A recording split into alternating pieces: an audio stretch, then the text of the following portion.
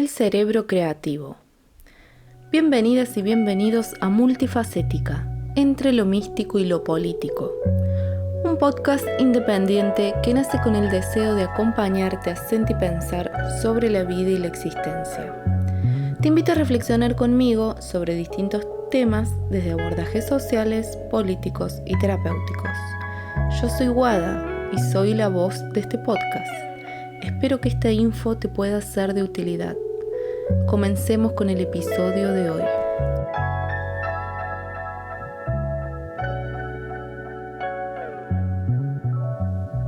En este episodio me interesa tocar varios temas respecto al arte, desde lugares más místicos, espirituales, desde lugares más científicos también, que es de donde se estudia la sensibilidad, la locura, y obviamente también quiero abordar este tema desde el contexto sociopolítico. Quiero empezar con un concepto largamente detallado en este podcast. Me refiero al episodio 1, que se llama energía sexual, también conocida como energía sexual creativa. La creatividad viene a ser como una energía que se dispone a construir, crear, plasmar algo nuevo, algo que no estaba. Dicho de la forma más sencilla posible, es una energía inmaterial que busca materializarse. Justamente la energía sexual creativa es la energía que crea humanos, que crea bebés, niños. Es por ello que es tan poderosa. La cuestión es, ¿qué pasa cuando no pasa esa energía? ¿Qué pasa cuando hay bloqueos? ¿Qué pasa cuando no llega a movilizar o a atravesar las corazas del propio cuerpo? Porque podemos pensar al cuerpo como si fuese un canal y que esta energía atraviesa ese canal para plasmar la creatividad, sea desde la herramienta que sea. Existe un dicho religioso que dice que estamos hechos a imagen y semejanza de Dios, que somos hijos de Dios y que por lo tanto crear sería hacer lo que Dios hace. Si somos hechos a imagen y semejanza y Él creó el universo y el mundo en 6 días y creó tremenda obra, ¿no? Es como, y nosotros estamos hechos a su imagen y semejanza, también tenemos esa capacidad de crear. Dice Julia Cameron en un libro bastante famoso, tiene muchos años, este libro se llama El camino del artista, dice: la creatividad es nuestra verdadera naturaleza y los bloqueos son la represión antinatural de un proceso que es cotidiano y milagroso. Nosotros somos creaciones y a la vez estamos destinados a mantener la creatividad siendo creativos. En mi caso, ser creativa ha sido algo que he ido desarrollando, he ido adquiriendo herramientas y siento que es algo que se manifiesta en mi vida aunque yo no quiera. Y por momentos es tan fuerte que justamente tengo que buscar maneras de expresarla, ¿no? Sea arte o sea cocinando, qué sé yo, cualquier cosa, pero es una energía que está. Es como si fuese algo que trasciende mi propia voluntad por momentos. No hablo tanto de pintar, yo empecé a pintar hace pocos años, sino justamente hablo de esto, de hacer una huerta, de tener un proyecto en común con alguien, o de sumarte a algún proyecto, hacer una comida. O sea, hay mucha creatividad en, no sé, inventar una receta o hacer una receta de alguien. O sea, estás poniendo un montón en esa creación, cosas mínimas.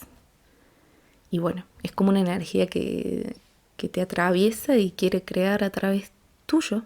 Por otra parte, en mi camino terapéutico, de tanto buscar sanar, terminé haciendo arte. Es como que resultó siendo una consecuencia.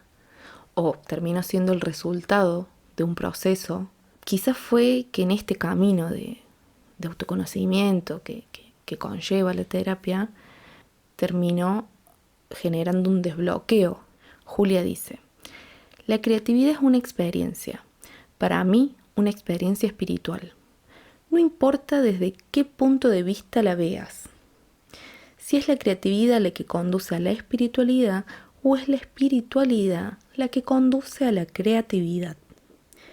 En mi caso, la espiritualidad y las herramientas terapéuticas me permitieron darle un poco de rienda suelta a esta energía trascendental dispuesta a crear arte. Obviamente me falta mucha técnica. Todavía hay bloqueos, todavía hay un montón de cosas que no me animo. O sea que todavía no estoy disponible al 100%, pero les cuento cómo me fue atravesando a lo largo de los años y como dice Julia, que el arte te puede llevar a la espiritualidad o la espiritualidad al arte. Bueno, en mi caso fue terapia y espiritualidad me terminaron llevando al arte. O sea que yo vengo como desde este lugar muy sensitivo a conectar con el arte.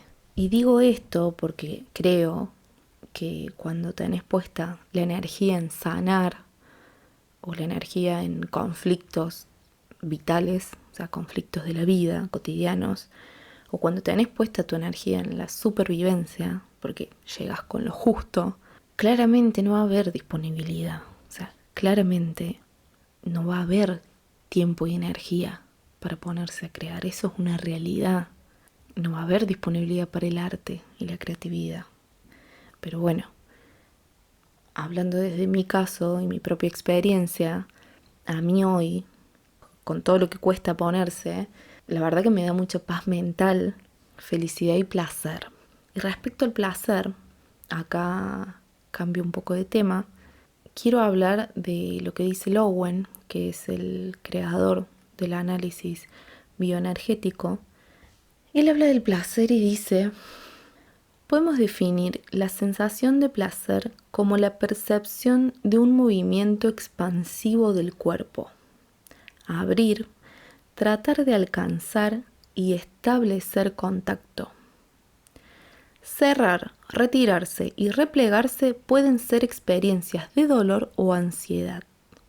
Es decir, que el placer abre y expande y el dolor o la ansiedad cierra. Entonces yo pienso que si el placer es la orientación primaria de la vida, significa que la vida se va a orientar hacia la búsqueda del placer y la huida del dolor. Pero ¿qué pasa cuando termino cerrándome el placer por defensa? ¿No? O sea, como que la sensación puede ser de placer o de dolor. Pero como yo me cierro al dolor, también me cierro al placer. Lowen dice: la rigidez y la falta de espontaneidad denota que la carga energética no está circulando libremente dentro del sistema muscular. Esta energía nace, quiere expresarse, pero hay cosas que lo impiden, y Lowen dice que esto es a nivel muscular, y explica: la defensa no bloquea todos los impulsos para buscar el placer. En bioenergética, estos tipos de defensa se llaman estructuras del carácter. Se define el carácter como un patrón fijo de conducta, como la manera en que el individuo administra su búsqueda del placer.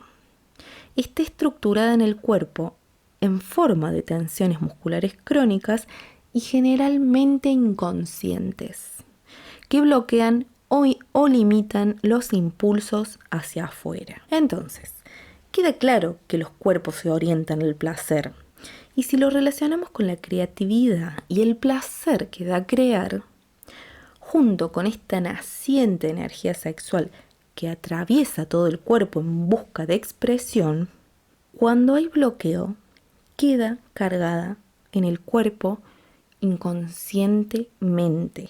Existe un libro que se llama El cerebro del artista y dice: el placer artístico podría entenderse como un mecanismo evolutivo para sobrevivir. El placer artístico, esto que da tanto placer ponerse a hacer arte, podría entenderse como un mecanismo evolutivo para sobrevivir. O sea que evolucionamos porque creamos y a la vez nos da placer. Y a la vez Lowen dice que la vida está orientada al placer. Entonces como que hay una relación entre evolucionamos porque creamos y creamos porque nos da placer y la vida está orientada al placer. Lo relaciono con lo que dice Julia Cameron sobre que es nuestra naturaleza crear y que lo antinatural es el bloqueo y que lo natural es crear. Y a la vez crear es lo que nos hace evolucionar, es lo que nos tira hacia adelante, ¿no? Como raza humana. Sabiéndolo desde la misma reproducción biológica, cuando dos personas juntan sus centros sexuales, pueden crear vida, ¿no? Y eso hace evolucionar a la especie humana, pero viéndolo como un solo individuo que conecta con su energía sexual, no para crear vida humana, pero sí una obra o un hijo creativo, y bueno, también le está dando sentido a la existencia, ¿no? También está haciendo evolucionar a la especie humana. Ahora quiero profundizar en este libro, El cerebro del artista, porque no hace mucho que se empieza a estudiar la diferencia entre cerebros de personas creativas y de personas no creativas. Algo que se le dice, o sea, están las personas con cerebro creativo y están las personas sin cerebro creativo y se les suele llamar los civiles. No sé cómo serán esos cerebros, sé que funcionan distintos según este libro, pero quizás donde un cerebro creativo ve muchas formas y ve arte y ve paisajes y ve colores, no sé cómo lo verá el otro cerebro, capaz que no se le despiertan tantas cosas. Me llama la atención de que también hace poco me enteré que hay personas que no tienen diálogo interno, es como si tuviesen una sola voz en su cabeza y quizás esa voz le dice qué hacer y ya. Y para las personas que tenemos mucho diálogo en nuestras cabezas, en nuestra mente, nada, es súper llamativo eso. El tema es, ¿quién es el raro acá? ¿Ellos o nosotros? Nosotras. Nosotres. Bueno, incógnitas.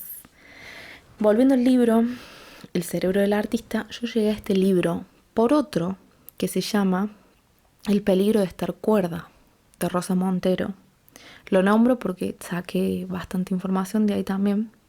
El cerebro del artista está escrito por Mara Diersen y ella dice: en estudios de neurodiagnóstico por imagen, se ve cómo cuando se propone hacer una tarea asociativa a personas que tienen una profesión creativa, su corteza prefrontal se ilumina de manera distinta en personas no creativas.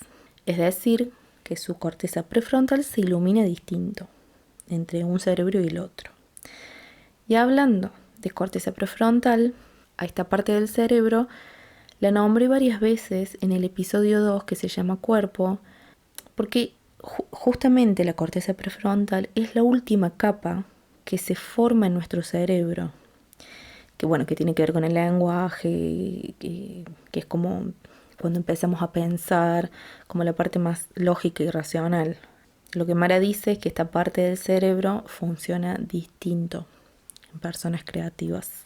Dice que una de las funciones de la corteza prefrontal es inhibir las conexiones innecesarias. ¿Qué pasa? Los cerebros creativos tienen más dificultad en inhibir esas conexiones innecesarias. Dice: una persona normal controla la inhibición de respuesta a estímulos irrelevantes, pero en la gente más creativa no se produce esa inhibición. Esto se llama desinhibición cognitiva y es un fenómeno característico de la creatividad. El acto creativo podría derivarse de la capacidad de activar un gran número de representaciones mentales en forma simultánea. Es decir, que hay mucha actividad mental, poca inhibición y muchas representaciones mentales. A mí se me viene que es como el cerebro de un niño, o más que el cerebro de un niño, o sea, es como un cerebro que maduró distinto y que al parecer está más estimulado. Por otra parte, nombra otra parte del cerebro que también es nombrada en el episodio 2 de este podcast, que se llama el cerebro límbico. Si no escuchaste el episodio 2, te invito a escucharlo porque justamente ahí hablo de estas capas del cerebro y sobre la teoría de los 3 cerebros. Que bueno, el primer cerebro que se forma es el reptiliano, el segundo el límbico y el tercero la corteza prefrontal. Te invito a que vayas porque es como una base para entender muchos de los otros episodios de esta temporada. Y a mí la verdad que me encanta. Yo no me imaginé que cuando escribí y creé el episodio 2 iba a volver tanto a esta teoría, ¿no? Y a este episodio. Bueno, dice Mara también que se dan otros rasgos neurológicos. Una mayor relación con el sistema límbico, que es la parte emocional, la parte mamífera. Es decir que estos cerebros creativos tienden a emocionarse más y que también tienen una sobrerespuesta fisiológica, lo cual se relaciona con las PAS, personas altamente sensibles. Es decir, que al parecer existe una sobrerespuesta fisiológica frente a la estimulación eléctrica, ¿no? Son pequeñas descargas eléctricas dentro del cerebro, porque el cerebro es totalmente eléctrico, químico y eléctrico. O sea, la actividad cerebral es una actividad eléctrica, ¿no? Entonces, frente a esta estimulación y estas pequeñas descargas eléctricas, en los cerebros creativos hay una sobrerespuesta fisiológica. ¿Qué quiere decir? Que se habitúan de forma más lenta a ese estímulo o lo sienten de forma más dolorosa. ¿Por qué? Porque son más sensibles y tienen una respuesta emocional más intensa de lo habitual. Me parece a mí que no hay una persona artista en el mundo que no le hayan dicho qué intensa que sos. Y me parece que no hay nadie que nos relacione el arte con el drama. Quizás más que nada el teatro, ¿no? El teatro es puro drama. Entonces hay una explicación neurológica y científica a este drama, a esta intensidad y a esta sensibilidad que parece distinta al resto de los mortales. Y acá me quiero meter directo al concepto paz, porque paz significa persona altamente sensible, y se dice que aproximadamente en la población del mundo hay entre un 15 y un 20% de personas paz. También se dice que hay un 15% de personas psicópatas y queda, me imagino que un 70% de personas neutrales, llamémosle. Pero es loco, y esto es una reflexión del libro El peligro de estar cuerda, es loco cómo hay una balanza en el mundo entre estos dos tipos de personalidades. Una persona hiperempática y sensible y una persona para nada sensible y sin empatía, ¿no? Como es el psicópata. Me parece flasherísimo. Las características de las personas altamente sensibles son que pueden percibir y procesar más información sensorial simultánea. Les cuesta descartar los estímulos irrelevantes, es decir, que les cuesta filtrar estímulos. Es un poco lo que decía Mara Diersen respecto al cerebro creativo, ¿no? Que también como que esta desinhibición cognitiva significa que no puede inhibir ciertos estímulos. Bueno, las PAS también son muy reflexivas, tienen una emocionalidad y empatía muy altas, son hábiles para captar sutilezas. Yo esto lo relaciono con que hay una capacidad mayor en leer el lenguaje corporal de las personas. Y esto también tiene explicaciones, ¿no? Tienen tendencia a sobreestimularse e incluso saturarse por mucha información recibida, son personas más nerviosas, más impresionables, más inestables, más susceptibles a ser afectadas por el entorno. Inclusive algunas se incomodan ante luces muy intensas, olores fuertes y hasta con películas violentas o de terror. Hay un libro que se llama Guía para las personas altamente sensibles. Dice: las PAS son una amplia minoría en esta sociedad que tanto valora y fomenta la saturación de estímulos, la competitividad y la agresividad. Sin embargo, para que una sociedad funcione con un nivel óptimo, tiene que existir un equilibrio entre soldados y directores ejecutivos, que no son PAS precisamente, y entre terapeutas y artistas, que en su mayoría sí son PAS. Quiero nombrar a esto de ser PAS en un episodio referido a la creatividad y al arte, en primer lugar por la similitud que hay en esto que describe Diersen sobre el cerebro creativo y la hipersensibilidad del 15% de la población, más que nada en esto de la dificultad para filtrar estímulos, pero lo nombro más que nada porque creo que el arte en sí, no la profesionalización del arte o lo técnico, sino a ese momento en que uno está conectado con la energía creativa.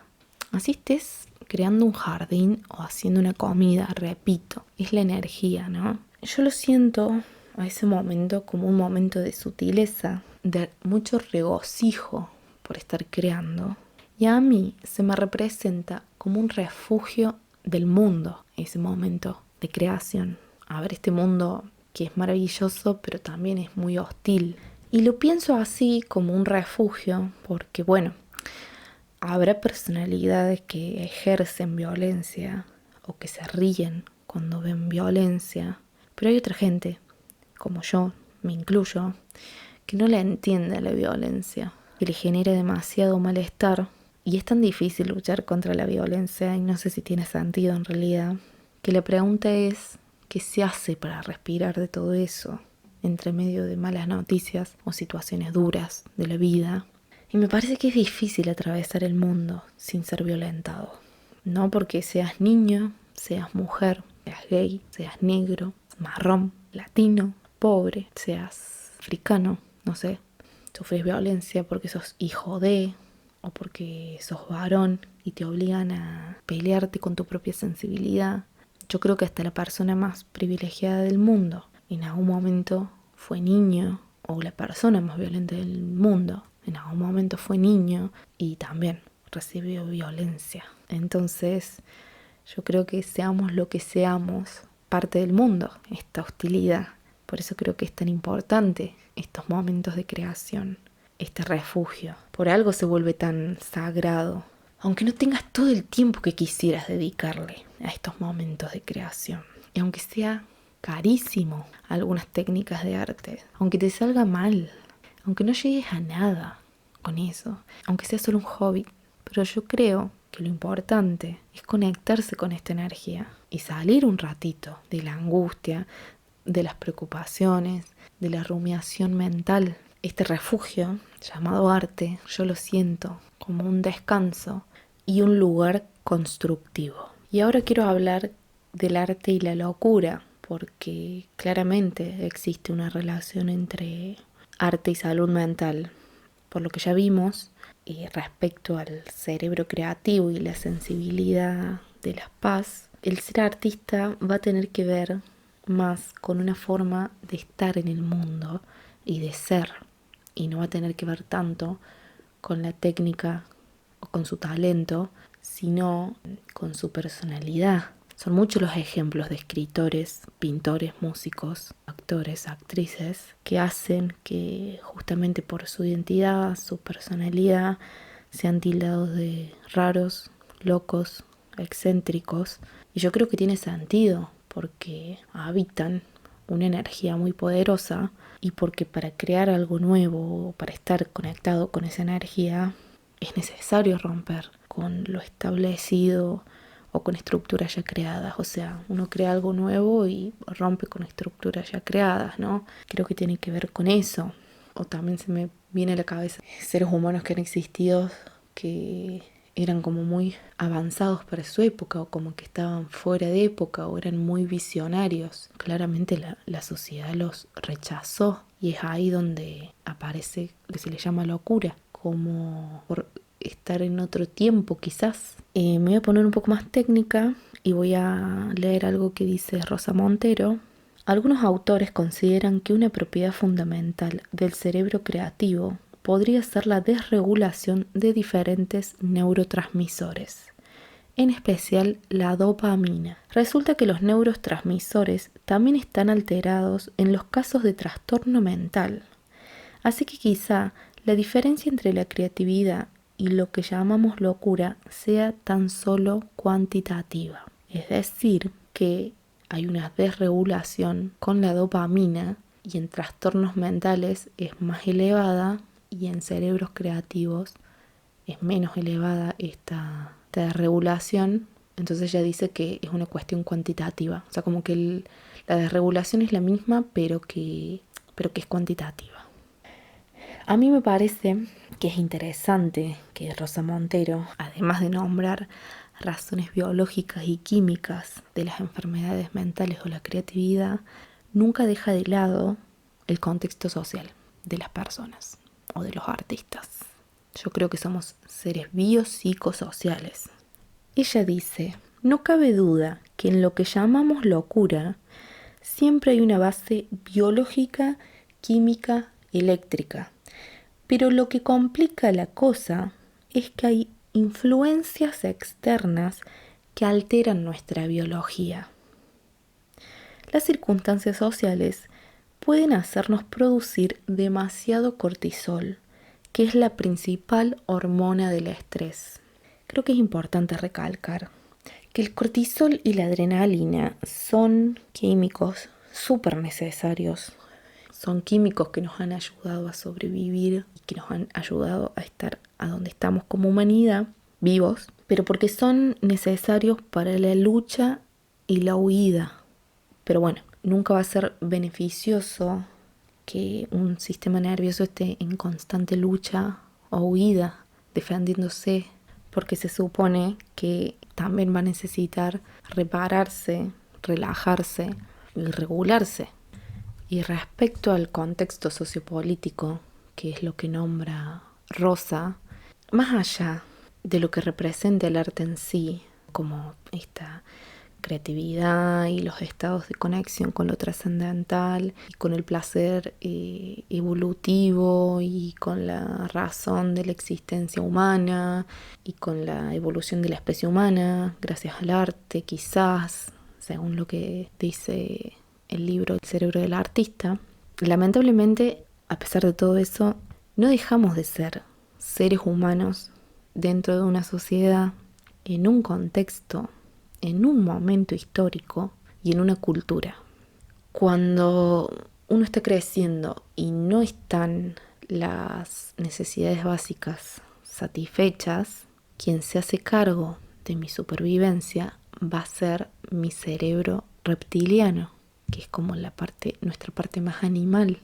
Pero ¿qué pasa con nuestra parte cognitiva, que es la que nos permite aplicar a un arte? Yo me supongo que va a estar mucho menos desarrollada. Entonces, ¿cómo voy a poder aprender a leer con facilidad si tengo hambre y si lo básico no está? Pareciera que el conocimiento, el aprendizaje, el pensarse a sí mismo queda solo para un sector de la sociedad. Ni hablar de poder crear, de poder hacer arte, de disponerse corporalmente, de disponer de tu persona, de tu tiempo, para que esa energía del más allá te atraviese y te permite crear. Lamentablemente termina siendo elitista. Yo creo que el artista une mundos espirituales con mundos políticos, con lo social. Me refiero a ese artista que se anima a transmitir el famoso mensaje, ese que se conmueve con la injusticia y el dolor ajeno, y desde su arte le pone voz y cuerpo a ese dolor en modo de protesta. Porque si pensamos que gran parte de los artistas son personas altamente sensibles, como dije en su momento, tienen una empatía muy alta Entonces, ¿cómo no va a empatizar con lo que pasa en la sociedad? ¿Cómo no va a querer desde su lugar dar un mensaje? Para mí es ahí cuando cierra el arte en sí, cuando se termina cuando se hace completo. Es cuando yo más me conmuevo con un artista o con una obra de arte. Cuando está lo espiritual y está lo político, lo social. Y cuando esa persona empatizó y desde su lugar laburó para ponerle voz a lo que quizás el resto de la sociedad no puede. Ya para ir cerrando, quiero nombrar algo que me viene llamando la atención. Es que he escuchado que existe una cierta resistencia en nombrarse artista a uno mismo. Y nos he escuchado que se nombran trabajadores del arte, por ejemplo. Está perfecto. Pero por lo menos desde todo esto que les compartí hoy, a mí lo que me queda es que está claro que el ser artista no pasa por practicar un arte o trabajar un arte. Siento que es más algo que no se elige. Desde mi perspectiva, sentirse mal o no sentirse suficiente para llamarse a sí mismo artista tiene que ver quizás con el síndrome del impostor o con una falta de autorreconocimiento, o quizás termina haciendo efecto la presión académica que hace que una persona se termine corriendo de la titulación artista. Pero creo firmemente que una es artista aunque en toda su vida no haya practicado ningún arte específico, porque va más allá, porque termina siendo, según los libros que les nombré hoy, el ser artista termina siendo una condición neuronal, energética, corporal, química, eléctrica y de sensibilidad. Entonces, creo que así nos guste o no nos guste llamarnos artistas, somos artistas por cómo funcionamos, por cómo funciona nuestra mente y nuestro cerebro, por todo ese cablerío eléctrico que hay ahí, donde algunas personas lo tendrán más regulado que otros, o donde algunas personas tendrán más inhibición de estímulos y otras no, donde algunas personas tienen más representaciones mentales, imágenes todo el tiempo, y hay otras que no, donde hay otras que no tendrán diálogo en su cabeza y hay otras que tienen 20 personas hablando en su cabeza. O bueno, o 3 quizás, pero ya no es una, ya hay un diálogo. Entonces, creo que uno es artista por cómo funcionamos, por nuestra manera de estar en el mundo, por nuestra existencia en sí, por la creatividad, por nuestra conexión con lo placentero, con lo sensitivo, y porque el momento creativo representa algo sagrado en nuestras vidas. Porque así no hagas un arte específico, pero sos una persona creativa, me vas a entender de lo que hablo. Yo creo que ser artista es algo que se es más allá de la academia.